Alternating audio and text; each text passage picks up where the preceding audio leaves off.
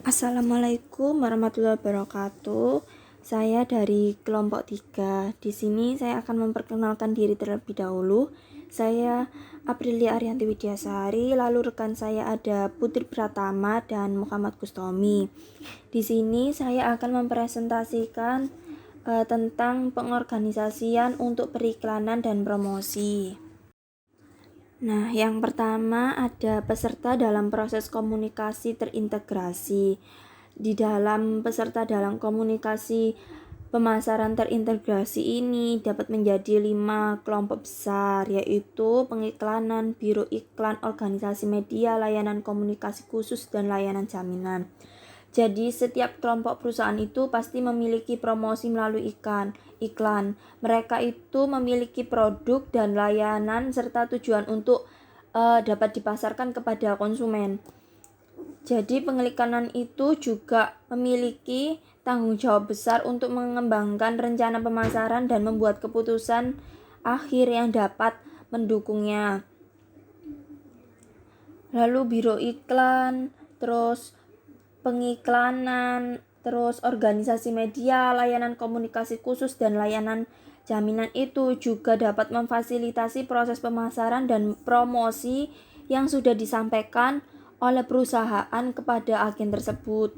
Jadi agen tersebut itu sangat mudah untuk memberikan informasi mengenai perusahaan kepada masyarakat. Jadi lebih mudah menyampaikan informasinya kepada masyarakat. Mengorganisasikan iklan dan promosi di perusahaan. Klien. Organisasi biasanya menggunakan beberapa bentuk komunikasi pemasaran. Hal ini bertujuan untuk mengenalkan produk yang dimiliki kepada para konsumen. Banyak individu di seluruh organisasi mungkin terlibat dalam proses pengambilan keputusan periklanan dan promosi. Memang hal ini penting sekali karena ini akan menjadi tolak ukur produk kita akan dikenal atau tidak oleh para konsumen. Dan ada pun beberapa faktor atau kita bisa sebut sebagai alternatif yang bisa dilakukan untuk melakukan promosi atau periklanan ini. Sebelum itu kita akan memikirkan mengenai sistem terpusat. Mengapa hal ini kita pikirkan? Karena banyak sekali yang harus kita pahami mengenai promosi dan periklanan. Aktivitas pemasaran dibagi menurut garis fungsional dengan iklan ditempatkan di samping fungsi pemasaran seperti penjualan, riset pemasaran, dan perencanaan produk.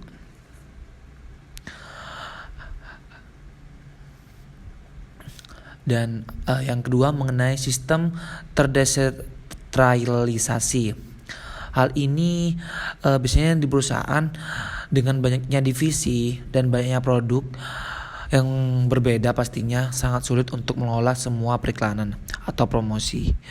Fungsinya adalah jenis perusahaan ini umumnya memiliki sistem desentralisasi dengan manufaktur terpisah, penelitian dan pengembangan, penjualan dan departemen pemasaran untuk berbagai divisi, lini produk atau bisnis yang ada. Karena di setiap divisi akan mempunyai divisi dari penanggung jawabnya di per divisi, karena melihat setiap perusahaan memiliki produk yang berbeda dan terkadang mereka mempunyai produk tidak hanya satu, bisa lebih daripada itu. Dan yang ketiga mengenai agen in-house. Ini biasanya berupa dalam upaya untuk mengurangi biaya dan mempertahankan kendali yang besar atas aktivitas agensi telah mendirikan agensi periklanan. Mereka sendiri secara internal adalah biro iklan yang didirikan, dimiliki, dan dioperasikan oleh pengiklanan. Beberapa biro iklan alternatif tidak lebih dari departemen periklanan, tetapi di perusahaan lain mereka diberi identitas terpisah dan bertanggung jawab atas pengeluaran sejumlah besar uang periklanan. Ini sebenarnya penanggung jawab yang akan meng-backup seluruh mengenai periklanan. Badan iklan, yaitu banyak perusahaan besar menggunakan biro iklan untuk membantu mereka dalam mengembangkan, mempersiapkan, dan melaksanakan program promosi pada perusahaan. Agen iklan adalah organisasi layanan yang berspesialis dalam perencanaan dan pelaksanaan program periklanan untuk klien yang ingin menggunakan jasa tersebut. Lebih dari 10 agen US dan internasional terdaftar dalam Advanced Red Books. Namun sebagai besar adalah usaha kecil milik perorangan yang mempekerjakan kurang dari 5 orang. Bisnis biro iklan AS sangat terkonsentrasi. Adapun 4 faktor yang dapat kita pelajari mengenai badan iklan tersebut. Yang pertama yaitu konsolidasi agensi, yang kedua peran agensi iklan, 3 jenis agensi iklan, dan 4 yang terakhir mengenai jenis agen dan layanan lainnya. Yang pertama yaitu mengenai konsolidasi agensi. Selama akhir 1980-an dan hingga 90-an, industri periklanan mengalami perubahan besar ketika biro iklan besar bergabung dengan atau mengakuisisi agensi lain dan organisasi pendukung untuk membentuk organisasi periklanan besar atau superagensi. Namun selama pertengahan 90-an, bisnis agensi mengalami gelombang konsolidasi lainnya. Karena sejauh agensi berukuran menengah diakuisisi dan menjadi bagian dari perusahaan induk organisasi tersebut. Jadi pada konsep ini lebih ke naungan suatu agensi kepada agensi yang lain. Yaitu yang kedua mengenai peran agensi iklan. Fungsi yang dilakukan oleh biro iklan mungkin dilakukan oleh klien sendiri melalui salah satu desain yang dibahas dari awal bab dari pertemuan. Tapi kebanyakan perusahaan besar menggunakan perusahaan luar. Bagian ini membahas berapa alasan periklanan menggunakan agensi eksternal. Yang pertama, alasan menggunakan agensi, mungkin alasan utama menggunakan agensi luar adalah karena mereka menyediakan layanan dari individu yang sangat terampil dan merupakan spesialis di bidangnya. Seperti itu. Yang ketiga yaitu jenis agen iklan. Karena biro iklan dapat memiliki ukuran yang beragam dari operasi satu atau dua orang, hingga organisasi besar dengan lebih dari 1.000 karyawan lainnya yang ditawarkan dan difungsi oleh suatu agensi. Begini ya seperti itu. Lalu yang terakhir adalah mengenai jenis agen dan layanan. Tidak setiap agen adalah agen layanan penuh yang besar. Banyak agensi kecil mengharapkan karyawan mereka menangani berapa pekerjaan. Misalnya, eksekutif akan dapat melakukan penelitian mereka sendiri, menyusun jadwal, menyediakan sendiri, dan mengkoordinasikan produk iklan yang ditulis dan dirancang oleh departemen kreatif. Banyak iklanan termasuk beberapa perusahaan besar tidak tertarik membayar layanan biro layanan lengkap, tetapi tertarik pada beberapa layanan tertentu yang ditawarkan oleh biro tersebut. Selama beberapa dekade terakhir memang banyak sekali agen yang klien yang tidak menerima hal itu karena banyak faktor yang tidak sesuai dengan apa yang diinginkan oleh si klien.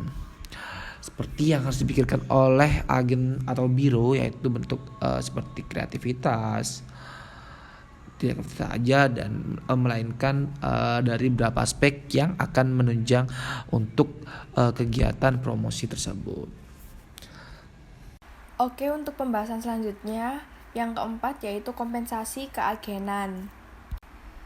Agen biasanya diberi kompensasi dalam 3 cara, yaitu yang pertama komisi dari media. Metode tradisional untuk memberikan kompensasi kepada agensi adalah melalui sistem komisi, di mana agensi menerima komisi tertentu, biasanya 15% dari media pada setiap waktu atau ruang iklan yang dibeli untuk kliennya. Jadi misalnya di sini contohnya Asumsikan sebuah agensi itu menyiapkan iklan majalah 1 halaman penuh dengan menempatkan iklan di sampul belakang majalah dengan biaya 100.000. Nah, agensi memesan tempat dan mengirimkan iklan ke majalah. Setelah iklannya dibuat atau dijalankan, majalah akan menagih agensi sebesar 100.000 dikurangi komisi 15%, yaitu 15.000. Nah, media itu juga bakal menawarkan diskon sekitar 2% untuk pembayaran di awal yang mungkin akan diberikan agensi kepada klien. Agensi akan menagih klien sebesar 100.000 dikurangi 2% dari jumlah bersih. Jadi, totalnya sekitar 98.300. Nah, dari total tersebut, komisi yang didapatkan oleh agen itu 15.000 atau sekitar 15%. Jadi seperti itu. Nah, yang kedua ada biaya dan sistem berbasis insentif.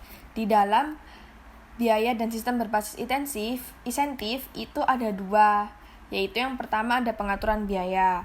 Ada tipe dasar, sistem pengaturan biaya dalam metode biaya tetap atau langsung, agensi mengenakan biaya bulanan dasar untuk semua layanannya dan memberikan kredit kepada klien setiap komisi media yang diperoleh. Jadi di sini agensi atau klien menyetujui pekerjaan spesifik yang harus dilakukan dan jumlah agensi yang akan dibayar untuk itu. Kadang-kadang agensi diberi kompensasi melalui biaya komisi, di mana komisi itu adalah media yang diterima oleh agensi dikreditkan dengan biaya tersebut. Poin yang kedua yaitu perjanjian biaya plus. Di bawah sistem biaya plus, klien setuju untuk membayar biro iklan berdasarkan biaya pekerjaannya ditambah beberapa margin keuntungan yang disepakati. Nah, pada sistem berbasis biaya ini dapat menguntungkan klien dan agensi. Jadi dua pihak ini itu diuntungkan berdasarkan pada jumlah klien, anggaran periklanan, media yang digunakan, dan layanan yang diperlukan. Nah, banyak klien atau pelanggan yang lebih memilih sistem biaya ini karena mereka itu menerima perincian yang sangat rinci tentang di mana dan bagaimana dana periklanan dan promosi mereka itu digunakan gitu loh. Jadi mereka itu bisa memahami gitu loh, bisa tahu secara transparan dana yang mereka keluarkan itu digunakan untuk apa, secara baik atau benar atau malah salah gunakan gitu. Jadi makanya kebanyakan klien itu menyukai perjanjian biaya plus dibandingkan yang sebelumnya. Nah, selanjutnya ada poin yang ketiga yaitu kompensasi berbasis insentif. Banyak klien menuntut akuntabilitas lebih dari agensi mereka dan mengikat kompensasi agensi dengan kinerja melalui beberapa jenis sistem berbasis insentif. Baru-baru ini variasi baru dalam sistem ini telah muncul dalam bentuk kompensasi berbasis nilai, di mana lembaga diberi kompensasi di atas biaya dasar mereka. Biaya itu ditentukan oleh tugas-tugas yang diharapkan agensi untuk dilakukan. Jadi semacam tugas yang telah diberikan, lalu staf yang dibutuhkan, berapa jumlah staf yang akan mereka perlukan untuk melakukan tugas tersebut, dan tarifnya per jam.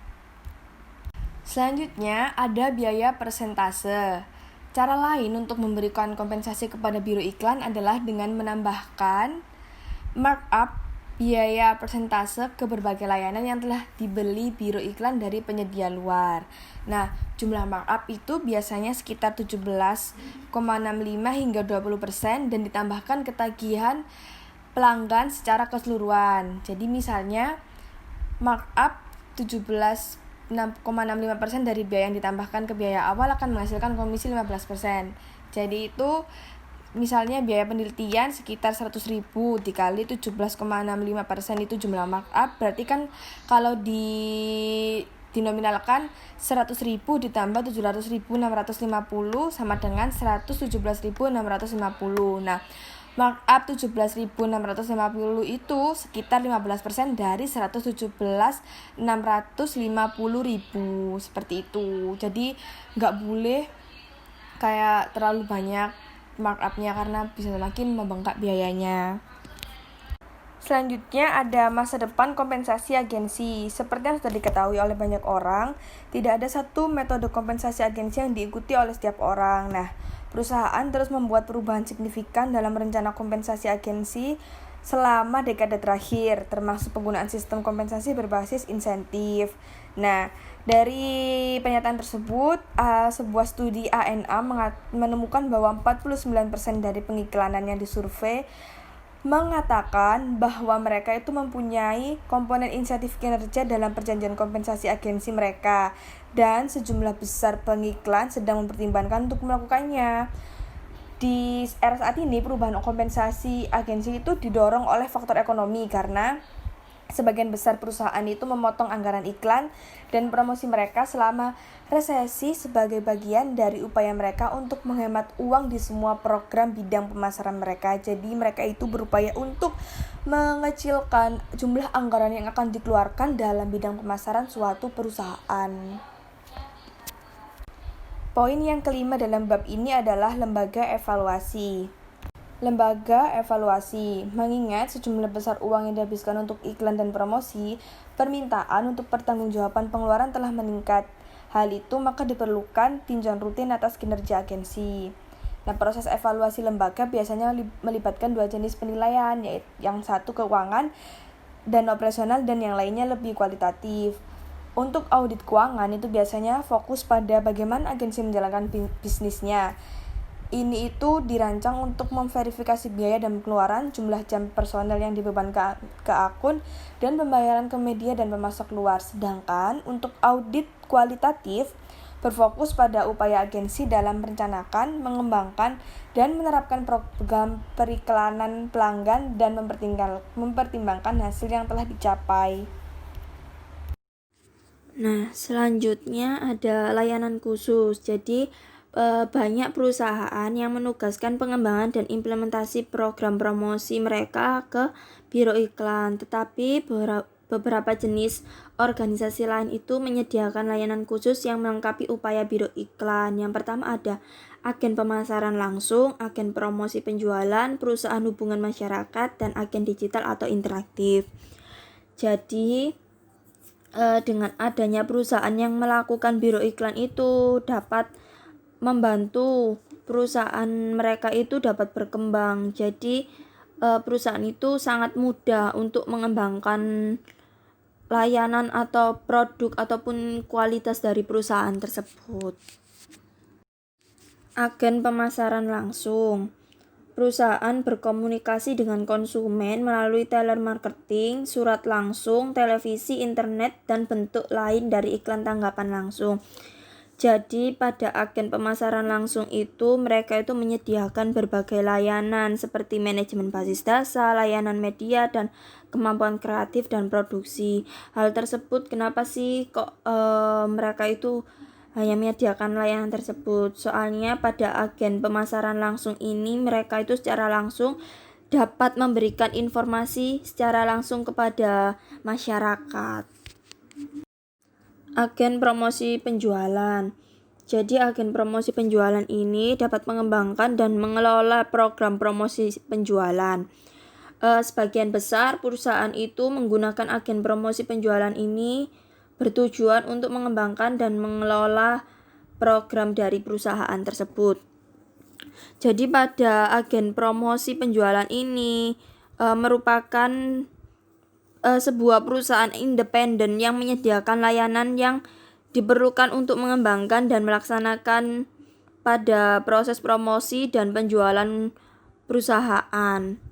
Jadi pada agensi promosi penjualan ini dia itu menyediakan layanan mengenai informasi untuk promosi pada penjualan produk perusahaan tersebut.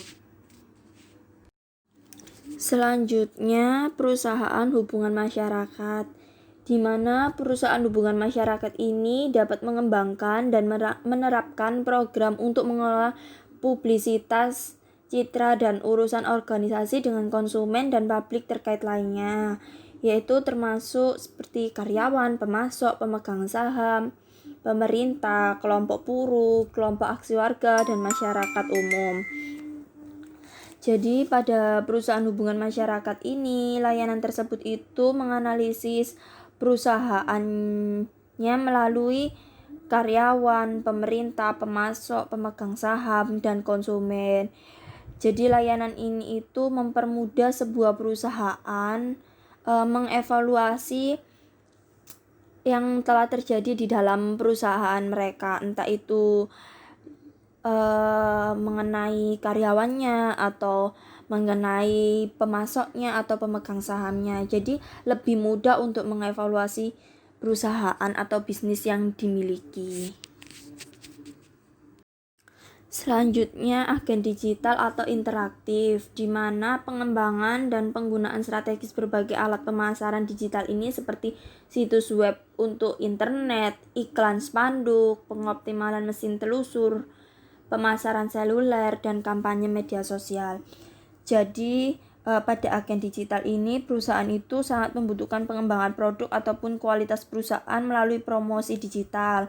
Maka dari itu pada agen digital ini itu akan memasarkan sebuah produk menggunakan situs web yang kreatif, lalu memasarkan melalui media sosial, spanduk, internet, dan lain sebagainya.